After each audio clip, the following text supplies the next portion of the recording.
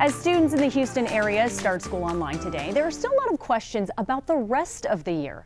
Marcelino Benito connects the dots on what's working around the world. As parents, teachers, and leaders make tough decisions about sending students back to school, some are looking at the countries who have already gone back to class. But easy answers are hard to find. Let's connect the dots. First up, Denmark. It was one of the first Western countries to go back to school during the coronavirus pandemic. It returned on April 15th, but there were some pretty strict protocols in place. Kids were kept in small groups, arrival times were staggered, and many classes were held outside.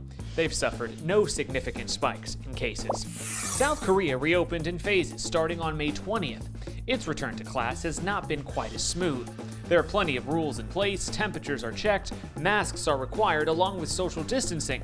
But as the country saw a resurgence in Seoul and cases among students, some schools were forced to shut down again.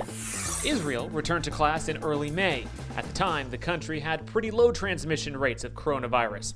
But after reopening schools, the country saw those case numbers jump up, with some infections linked back to the schools. They were forced to shut them down again. Connecting the dots, I'm Marcelino Benito for H-Town Rush.